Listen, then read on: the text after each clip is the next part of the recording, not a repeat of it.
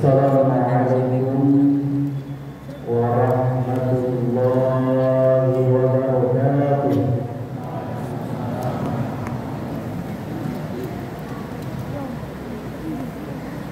Alhamdulillahilladzi bi ni'matihi tatimmus shalihat wa bi fadlihi tatanazzalul khairat wal barakat. Assalatu wassalamu ala sayyidina Muhammadin khairil makhluqat wa ala alihi wa sahbihi wa tabi'in wa man tabi'ahum bi ihsan ila yaumiddin. Subhanaka la ilma lana illa ma 'allamtana innaka antal alimul hakim. Shadaqallahul aliyyul azim wa shadaqa rasulul karim wa nahnu 'ala dzalika minasy syahidin wasyakirin. Amma ba'd.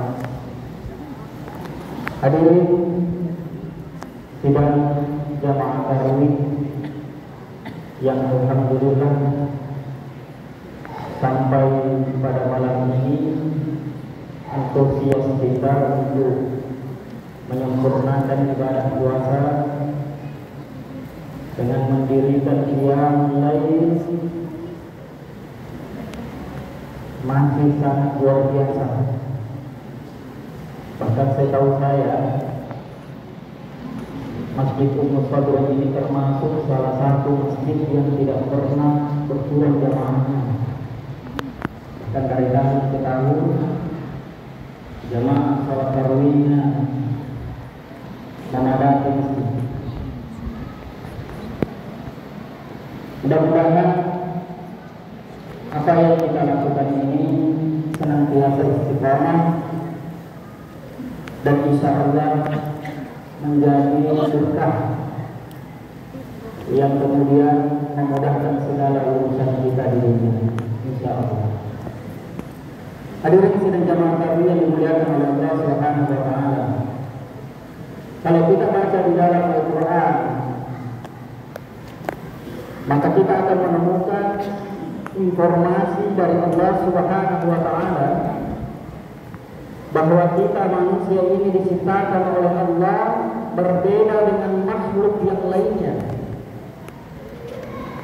Bahkan sampai Al-Qur'an mengklaim bahwa kita ini manusia adalah makhluk yang diciptakan sempurna oleh Allah. Misalnya di dalam Al-Quran surah Asy-Syams, Allah Subhanahu wa taala menyebutkan wa nafsin wa ma sawwaha, demi jiwa manusia yang kami ciptakan sempurna. Bagaimana bentuk kesempurnaan itu?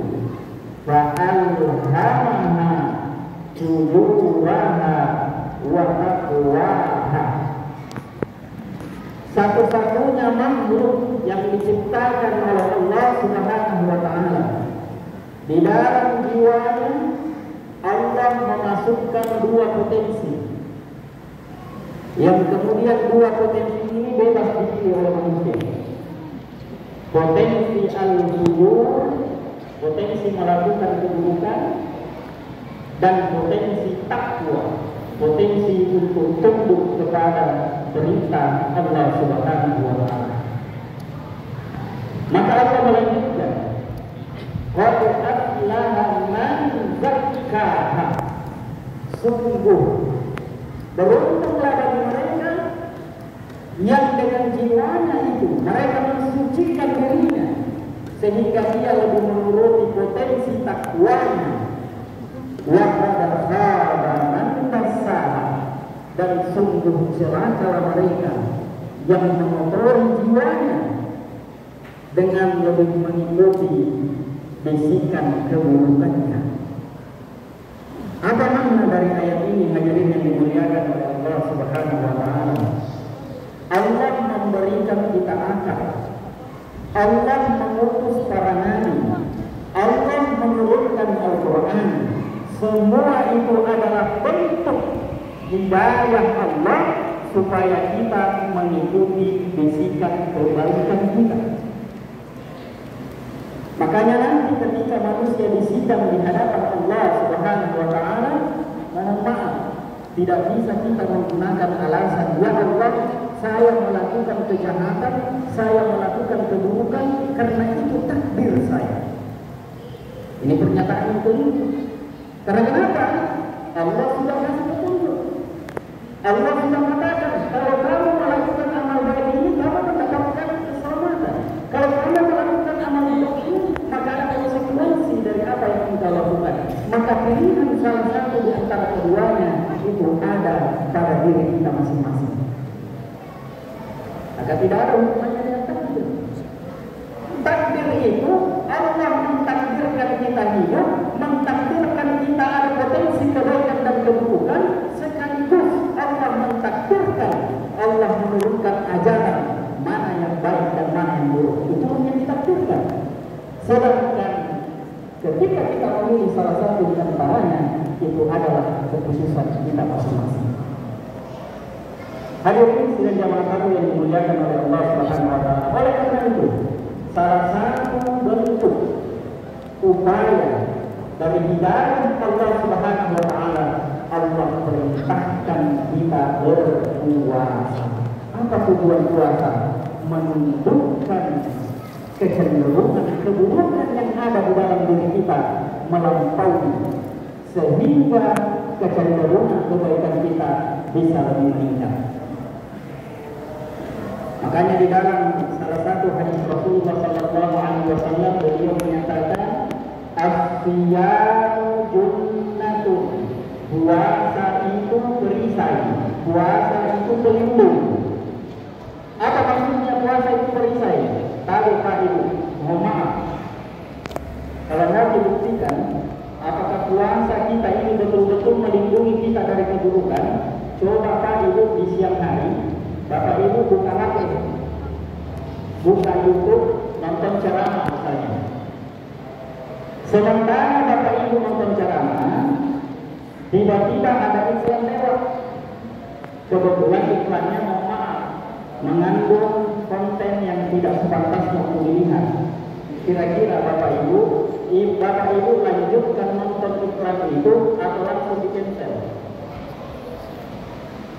Coba buktikan. Kalau Bapak Ibu langsung cancel, hilangkan, itu berarti junnah atau perlindungan puasa yang ada di dalam diri Bapak Ibu itu aktif. Tapi sebaliknya, kalau berlanjut nonton, nah berarti diragukan betul-betul puasa atau tidak.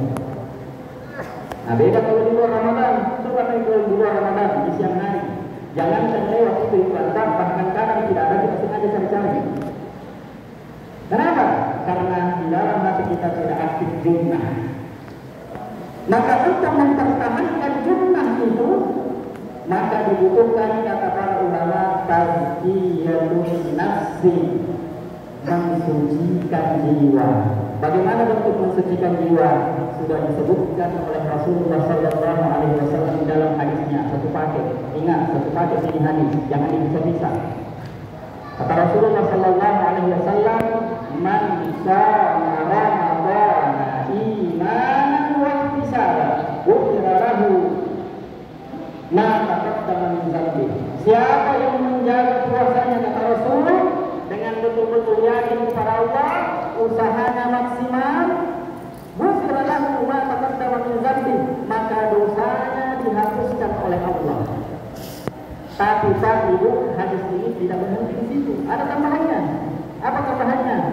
Man qama Ramadana imanan wa ihtisaban, ghufira lahu ma taqaddama min dzambi.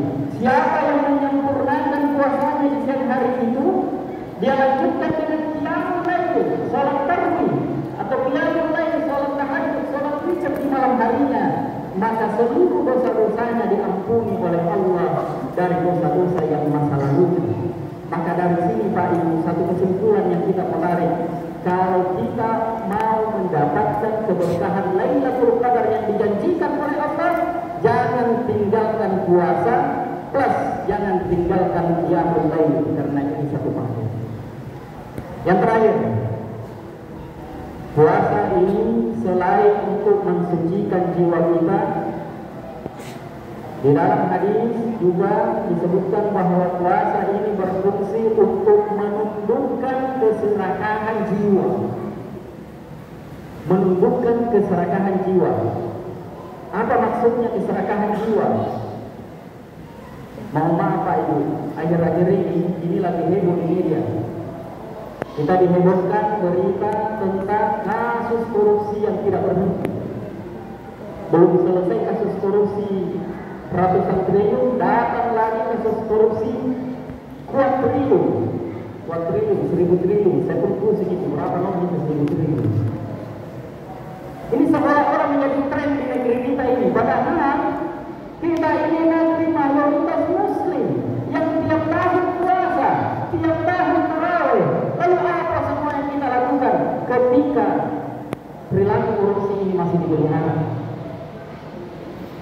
Mohon maaf Pak Ibu, kalau kira-kira satu-satu kita ditanya, adakah di sini yang kalau disuruh makan babi mau makan babi?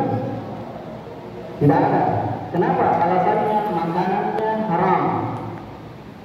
Tapi kira-kira kalau orang korupsi, padahal statusnya sama,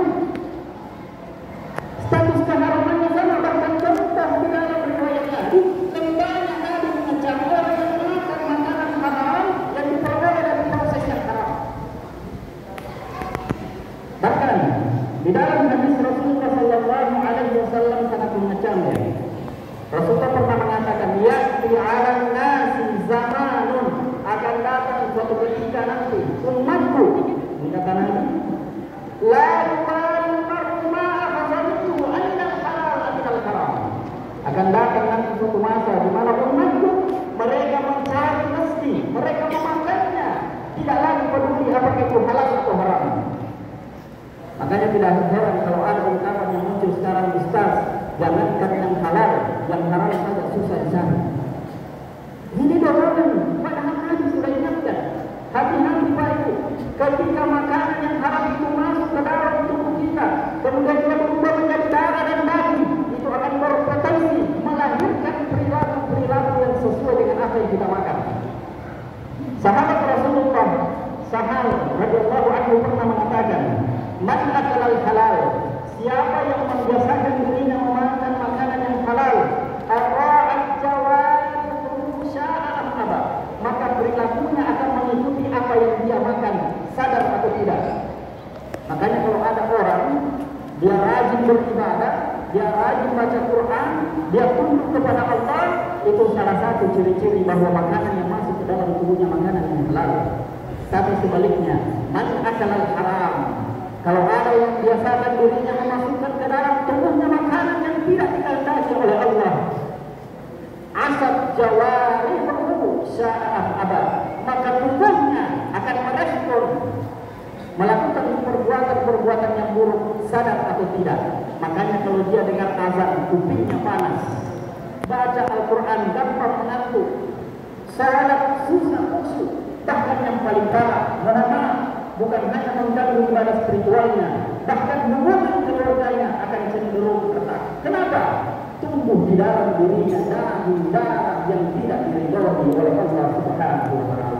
Maka sebagai kesimpulan, ibadah puasa ini jadikan pelajaran bahwa Allah menginginkan supaya potensi kebaikan kita bangkit, sehingga dia menjadi tameng, menjadi pelindung dari potensi keburukan yang ada di dalam diri kita. Itulah sebabnya kenapa kalau kita puasa di siang hari, jangankan yang haram, yang halal saja Allah larang. Tujuannya apa? Untuk menundukkan keserakahan kita di bumi. Saya kira ini yang sempat saya sampaikan, mudah-mudahan bermanfaat bagi kita semua. Wallahu a'lam bishawab. Assalamualaikum warahmatullahi wabarakatuh.